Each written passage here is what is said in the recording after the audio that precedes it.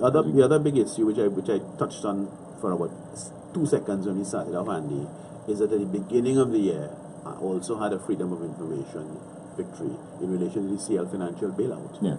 Because with the 9-day memory and the torrent of events in our life, we can forget these things. The CL financial bailout cost the country about $26 billion in public money.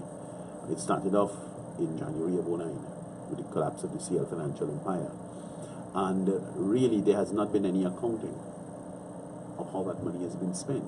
I've been after three things. I've been after the accounts of CL Financial, audited accounts, I want proper accounts. The same accounts you want for MTS and solid waste, I want those for the $26 billion in CL Financial. Okay? I haven't been able to get those up to now. The court case awarded some things to me, but they haven't been given. And the other thing I wanted is to get details. Well, the Ministry of Finance having offered the figures on their feet in court in January 24th of 2018 is now saying they can't find the papers and so on and so on. So we have to have a situation where it's very, very serious, and we're going back to court. We're going back to court on the 23rd of January next year to press for this.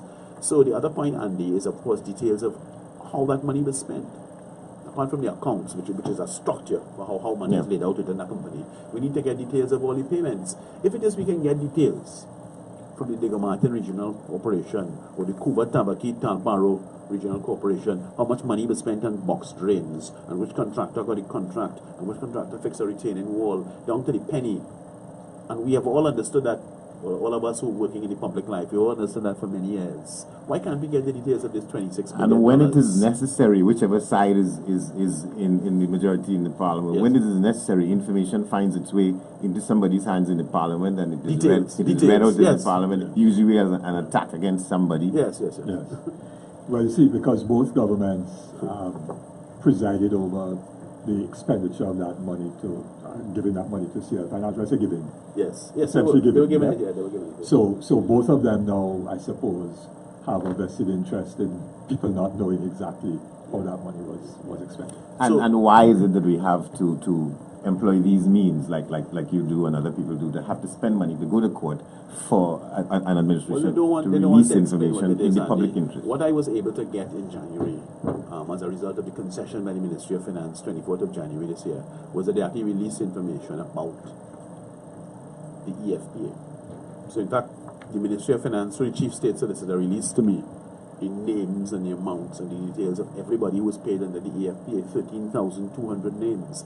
$10.823 billion was released in that thing. The mystery is, having released that on the 24th of January, they had a high-power team led by Mr. Russell Martin, former Attorney General, former President of the Law Association. It wasn't a team of juniors. It was led by one of the most eminent lawyers in the Caribbean. And he didn't do it for free. No, of course not. And that was the position that was taken informally in court. I then applied to the Ministry of Finance to get the information about the rest of the money, because it's 26 that they spent. You only have details about 10. And I've now been going through 9 months of obfuscation about they can't tell me this, they can't tell me that, and they're afraid of the fear of crime and security and so on. And that's why we're going back to court in January, because I intend to get all the details of all the payments of how our money was spent. It cannot be good enough that we have details about box drains and retaining walls and school feeding. But when fat cats are being paid out, $26 billion, we have an air of mystery and a fear of crime. The economic crime has to stop. Social and economic justice is a must, and that information is going to be part of my target on the 23rd of January in the High Court here in Port I will link that, David, to something that I heard on another program this morning, another segment of the program this morning, with people talking about injustice in society, to say that the justice system tends to favor those with resources and those people higher up the social chain. And I'm thinking about it in the sense that there are many issues crying out for answers and for information in the society, but only some of us who can afford it, who can bear the cost, whether or not when the decision is delivered, they say, well, the loser has to pay costs. But people who have what it takes to challenge the system by going to court in the first place. I mean, Afra is lucky he has a little bit of means to be able to go to court. He has a little bit of means to go to court. But the majority of people, public interest, so there are several levels. There's public interest matters, which is what Afra is pursuing. Yes. And there are a number of other people, Mr. Reginald Dumas has pursued some, and there are other people who pursue some.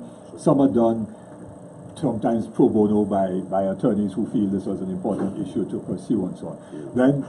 Then there are other matters between, say, in civil matters between firms and individuals, that you feel you are wronged by an insurance company or by whatever, and so on. And those firms can afford, top lawyers, and the ordinary person who has a problem can't. And yes, if you don't have good attorneys, your chances of you winning is much less than if you have good attorneys. And the best attorneys do come at a higher price. So people are disadvantaged in that way.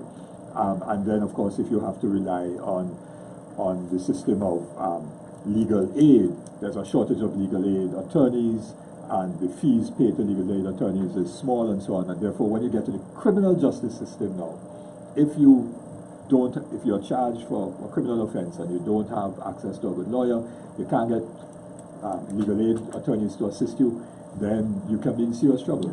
So money and wealth does play a role in terms of access to justice and the justice system, and your ability to succeed in the system because of those imbalances. And that one of the things that has to be strengthened, therefore, is the legal aid system to ensure that there are public defenders or persons in the legal aid system who can defend everyone.